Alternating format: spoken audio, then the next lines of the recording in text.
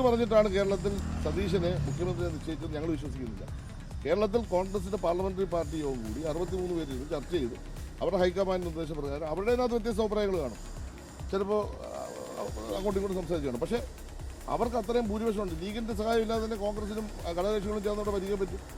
അങ്ങനെ ഭരിക്കുമ്പോൾ ഒരു മുന്നണിയിലെ ഒരു പാർട്ടി, ആ പാർട്ടിക്ക് മാത്രമായി എന്താണ് ജോസഫ് ഗ്രൂപ്പിൻ്റെ സമ്മർദ്ദത്തെ പറ്റി പറയുന്നത്? ഒരിക്കലും നമ്മളത് പറയാൻ പാടില്ല. അപ്പോൾ ഒരു പുതിയ അജണ്ട കേരളത്തിൽ സെറ്റ് ചെയ്യാൻ ബോധപൂർവമായി ആഗ്രഹിക്കുന്നു ആര് BJP. ആ അജണ്ട കേരളത്തിൽ ഭിന്നിപ്പിൻ്റെതായ ഒരു സ്വരം അതിലേക്ക് വരുന്നു. അത് ഒരു കാരണവശാലും അംഗീകരിക്കില്ല. ലീഗ് ഏതെങ്കിലും തരത്തിലൊരു മതവർഗീയത പടർത്താൻ ശ്രമിക്കാൻ പാടില്ല എന്ന് പറയുന്ന ആളാണ്. കാരണം ന്യൂനപക്ഷ വർഗീയതയെ പ്രോത്സാഹിപ്പിക്കുന്ന ഒരു തരത്തിലൊരു ഇടപെടൽ നടത്താൻ പാടില്ല എന്ന് നിലപാടെടുക്കുന്ന ആളാണ്. ഞങ്ങളുടെ പാർട്ടി തന്നെ. അതുകൊണ്ട് അവരൊരു സെക്യുലർ പാർട്ടിയാണ് അവർ തന്നെ പറഞ്ഞു. ഞങ്ങൾ സെക്യുലറായിട്ട് തന്നെ നിൽക്കും, മതേതരമായിട്ട് തന്നെ ഞങ്ങൾ കേരളത്തിൽ. അതിനുവേണ്ടി അവർ ഒരുപാട് വാദങ്ങൾ ഉന്നയിച്ചു. ഞങ്ങളുടെ നാമധാരികളെ ആളുകളെ അല്ലാത്തവരെ കൂടി ഞങ്ങൾ മത്സരിപ്പിച്ചിട്ടുണ്ട്, ജയിപ്പിച്ചിട്ടുണ്ടെന്നൊക്കെ.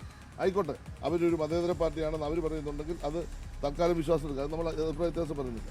പക്ഷേ ലീഗ് തീരുമാനിക്കുന്നതാണ് കേരളത്തിൽ നടപ്പാക്കുന്നത് എന്ന വാദം വന്നാൽ കേരളത്തിൽ ഒരു വർഗീയ വിഭജനം നടത്താൻ മുൻകൂട്ടി ഒരു അജണ്ട BJP തയ്യാറാക്കി എന്നതിൻ്റെ സൂചനയാണ്. അപ്പോൾ കേരള നിയമസഭയിലൊക്കെ അവർ ജയിച്ചു വന്നു, 2-3 പേര് ജയിച്ചു വന്നു.